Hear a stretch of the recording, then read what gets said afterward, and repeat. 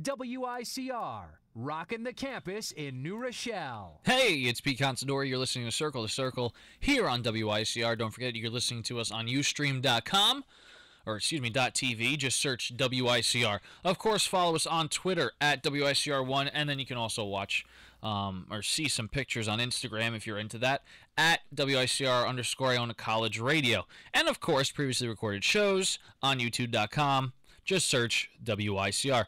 It's time for the weather. Today was 42 degrees, a low of 26, really getting chilly. Partly sunny and colder, of course. Tomorrow, partly sunny and chilly, high of 45, low of 30. Wednesday, plenty of sun, 49 degrees, 37, and a little extended forecast for you. Thursday, 58 degrees, getting a little mild, and then Friday, a high of 62 degrees. This weather report's brought to you by Iona College. Move the world.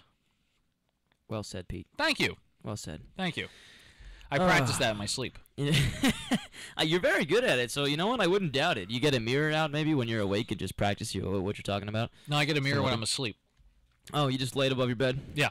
So I can see myself sleeping. This is turning into something weird now. No, it's not. I'm gonna accept it. It's Monday. We've had a weird day so far, folks. I apologize if you're out there listening. So let's see if Jersey Joe's girlfriend wins at hockey this week. Because he doesn't deserve any of that. Oh my good! You're never gonna let him live it down. No, because it should be Team Matthews. That's how it should be. I wish we were doing a live draft and I could just look over and see his girlfriend just picking his team for him, and like whispering and like pointing to his screen who we should pick. Talk about having a consultant. Oh man. Oh my goodness. You know what? I want to know your thoughts of right now. Sure. I'm gonna read you some standings, and you're gonna tell me shocked or not shocked, and is this gonna continue? Okay. All right. I'll give you shock, not shock, and then continuation.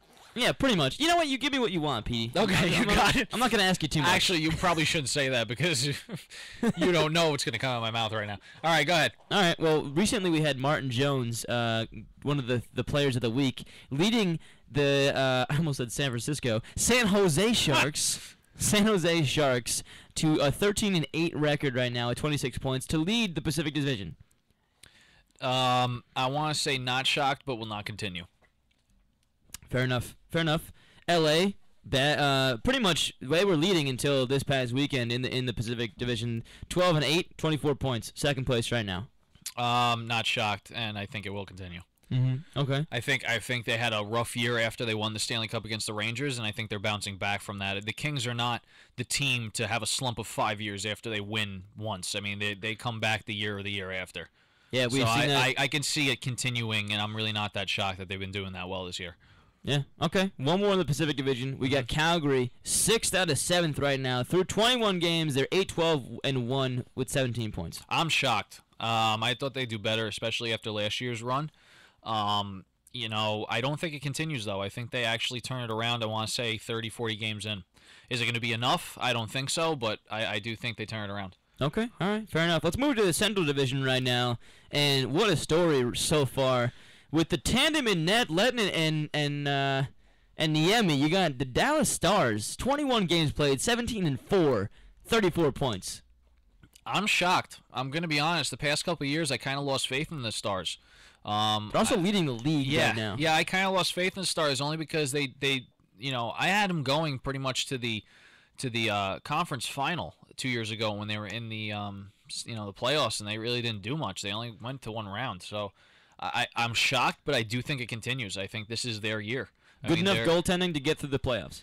I don't want to say. Are we talking postseason or regular season? Because now you're starting to complicate things a little bit. I'm throwing a little curveball in there. I wasn't originally talking postseason. So postseason, I see it continuing if the defense stays as sharp as they are. No pun intended. And Klingberg is having a monster year, so that's definitely helping. His sophomore breakout year is just, whew, man. Yeah, the goaltending is definitely key. In any playoff situation, I think they have it. I just do think that the defense has to work a little more than they are right now. Yeah, we always see this tandem in net. We've seen it from Ottawa. We've seen it from Detroit. We've seen it from sort of the Panthers, sort of whenever Bobby Lou kind of is like getting hurt here and there. We see it in Toronto. We see it also we've seen it with the Flyers in the past, not so much anymore. We see it with Dallas, with the Blues. Minnesota's been shaky on the back end. We've seen the Avs kind of have weird situation with Varlamov now. We've seen kind of this tandem in net with the Ducks as well, and Calgary. They're all dealing with serious goaltender issues. Yep. And I'm wondering what it is about these teams that can get to certain like a depth, certain amount of deep into the playoffs. Because if you look at the Blues, they weren't able to get out of the second round in the past few years, and they've had a monster team in the regular season. And I think it's due to their goalie issue. And then you look at the Ducks. The past few years, they've also had these tandem goalie issues. One, because they've had some injuries, especially like 2 years ago, but they also had issues, and right now they're having issues, and they only have 18 points so far. And the Calgary Flames they waived Ramo, and then they brought him back up, and they don't know what to do with him, and they got 3 goalies, and they only have 17 points. And then you look at the Blues and the Stars leading almost the league right now. The Stars are, and the Blues closely follow them in the Central Division with 28 points. So I really don't understand this goalie tandemness. And the Senators right now, Hammond really hasn't played because he's been injured. He took some off the dome the other night. Yeah. They have 25 points behind the Canadians for second place in the Atlantic Division. So I wonder how much longer they can keep this up, or wait, maybe that actually benefits because they can both be sharp at the same time. But then you got guys like the Leafs who are just looking atrocious, obviously, as always. The Toronto Maple Leafs, as they're so known. You got Bernier, just, oh my goodness. I don't even know, man. But Reimer's phenomenal right now. But that's what you got to do. If you have 2 goalies, they have to be good at the same time, consistently for the whole season, just like Lettinen and Niemi are doing right now. Yeah. But then when you get to the playoffs, you play the hot guy or you rotate. That's not how the playoffs work, you know? Yeah, no, I agree, and that's where it gets a little, hairy. touchy. Yeah, it definitely does. I think, let's take the Crawford and Darling situation this past year. Oh, in the playoffs last year. Yeah. They put Darling in not because Crawford was injured, but because he wasn't performing. And he came in and he proved himself. And I think if there's a goalie that wants to prove himself, I think you put him in for the playoffs. That's I true. don't want to talk about wake your goalie not. up too. Yeah, wake your goalie up and say, look, if this was last You got year, someone else. If it was the Rangers and it was last year, we go, look, we're putting Talbot in, bro. You better get your act together, or you're not going to play during the playoffs. Yeah, and that's Vigneault's downfall, not pulling Lundqvist in. The Tampa Bay series. He needed to pull him real quick, and he didn't.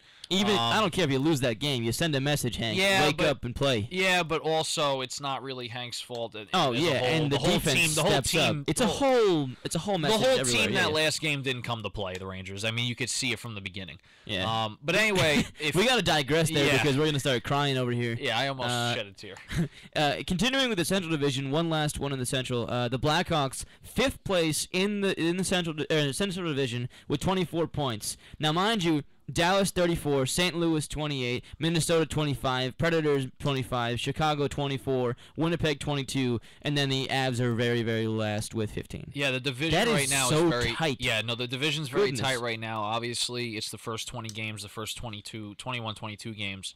I'm not shocked because they did just win a Stanley Cup, but I do think that doesn't continue, that they stay in 5th place. They are a team that is a streaking team. They will win 2 Stanley Cups in a row, no problem. We've seen that, 3 years ago? 4 years ago? Whatever it was. We can see that even if it's every other year, they win. Yep. So, you just like the Kings, I don't see them staying... the Kings staying high. I don't see them staying low. I see them going back up to maybe 3rd or 2nd place. I mean, right now they gotta compete with the Stars, the Predators, and everyone else in that division, except for, of course, the Colorado Avalanche. Yep. Who knows? Does the Colorado Avalanche, wake up and they win 20 straight or something random? Who knows? But I don't see Colorado doing that. They're too young of a team, and they're too much of a reckless team, if you ask me. The Avalanche have kind of been known for that for the past couple of years. Yeah, after that one phenomenal season, is it time to get rid of Patrick Waugh? Remains to be seen, man. Remains to be seen. We're going to move on to the Metro Division right now. The big surprise for me is that the Devils sit in 4th above the Islanders, the Carolina Hurricanes, the Flyers, and the Columbus Blue Jackets with 23 points. 1 point behind the Pittsburgh Penguins in 3rd. I'm going to say, I don't want to say tough. I'm going to say not shocked only because of how the division looks this year.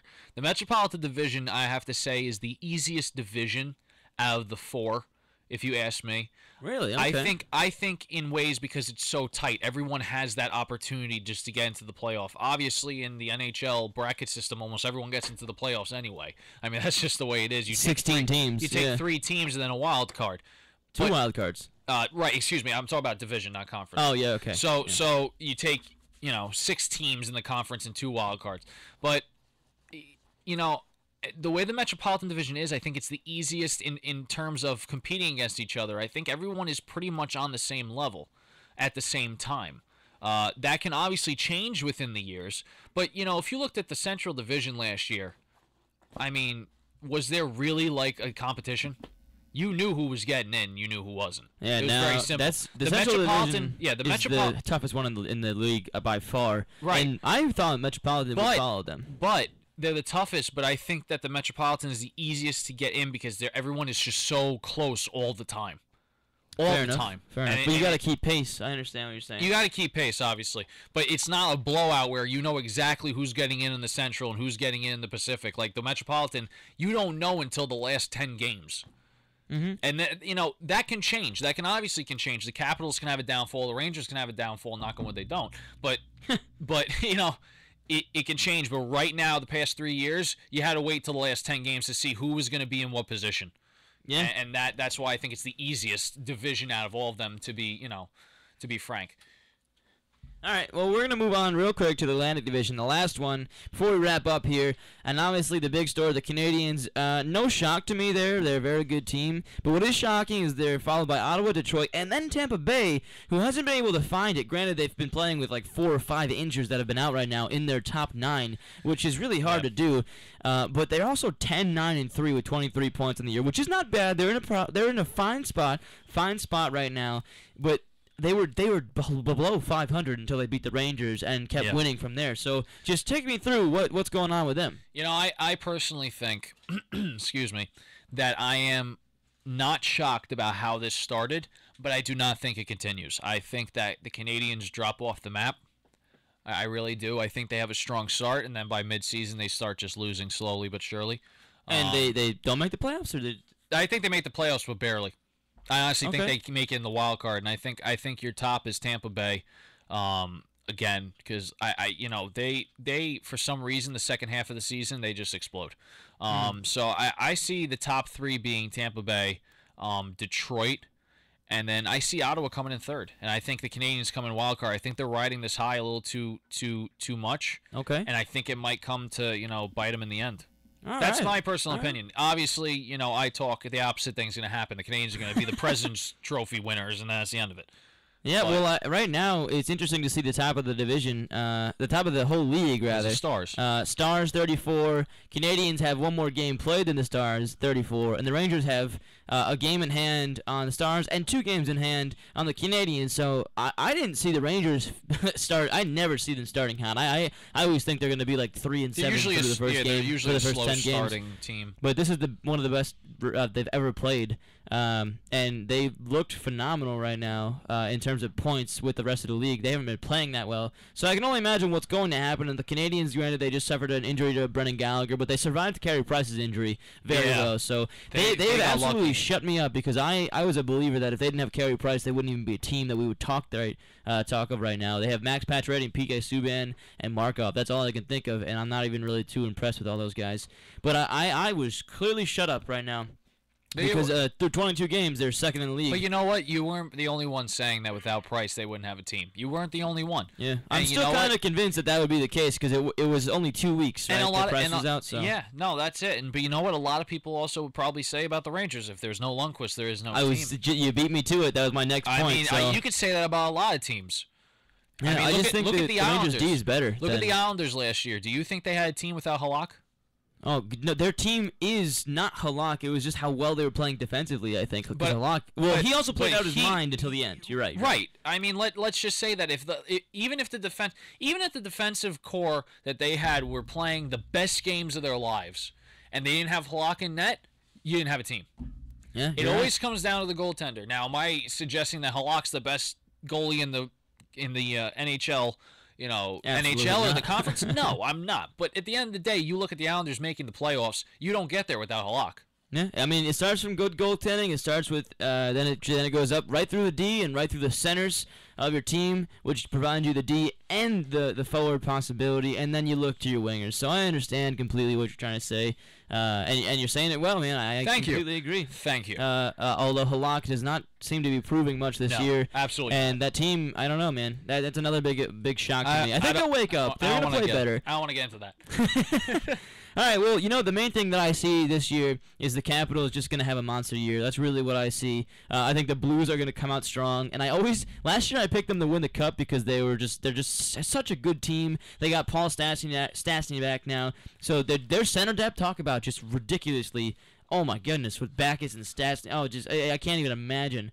Like they have such talent. Backes is having a great year. Yeah, and you got what's his name? Oh my goodness, I'm ashamed. Oh, Vladimir Tarasenko. Yeah, whoa. Who was just whoa. I can't even come on. Oh my goodness. He's not human. Kuznetsov. He's not human. Those Russian guys that come from the KHL. And you know what's good? I don't know if you know this. I mean, you probably do because you're a Ranger fan. But Pavel Buchnik is coming over from the KHL. He's 20 years old. He has it's funny. More points than Vladimir Tarasenko. Yeah. He has more points than Vladimir Tarasenko, and he's younger, and he played the same amount of games as Tarasenko in the KHL, and Kuznetsov had more. So he falls in between them. Right. And if we can get anyone like them on the Rangers, we would finally have a forward that we can talk about. Because all we talk about... Other than Zuccarello. Well, now it's Zuccarello, but if you look, we don't have a Taves, we don't have a Stamkos, we don't have a Pacioretty even. We have Rick Nash, who's great, don't get me wrong, I love him, but we don't have that number one guy. So I'm interested to see what this guy brings to the table. I would like to just not correct you, but maybe rephrase that. We don't have the consistent number one guy. Every year it's a different number one guy that we know of in the season. This year it's been Zuccarello. Last year was fair Nash. Enough, but we don't have we don't have the Zuccarello $10 million. We don't have the guy that we don't have the Ovechkin. We don't have the exactly. I get what you're saying. We don't have. We have a team. We don't have a guy. Right. We don't have the consistent number one player that we know to look at every single year. Indeed. It's always changing with the Rangers. Yeah. So, hey, man, we got lots to look out tonight. Predators are another one of those teams that have very good goaltending, good D. They're a very good team-oriented team. Watch it on, I think, on MSG. The puck drops usually around 7 minutes after the start. 7:07 sounds about right. So, Pete and I are going to go do that. Pete, good luck at your game tonight. Pete's going to play a little hocky himself. Oh, it's going to be terrible. I'm sure he's going to do wonderfully with those back and ankle ailments. Let me ask you a question. Do you think it's fair that we have to play a division above us right now? No, but that's going to be some challenge. Oh, jeez, it's No, well, Pete's excited. If you can't tell by his voice, I can assure you by his facial expression that it's going to just be dandy. I'm probably going to have at least 8 penalty minutes tonight because it's going to be, and I don't take any penalties as a defenseman, so 8 penalty minutes is going to be a lot for me. Oh man, I wish I could go to this game, but I'll be watching the Rangers. We'll give you another update next week on Monday, 5:30. You can always listen to us on WICR. Just got to go to Ustream.tv and search WICR Radio, and we'll be there. Pete Considori and Stephen Pierce for Circle to Circle. Have a happy Thanksgiving. Hello, everyone. This is Gregory Kasimis from the Metro Deli in Scarsdale. The Metro Deli has been part of the Westchester community for over 10 years. We always use the freshest and highest quality ingredients for all our dishes and catering events. Our breakfast features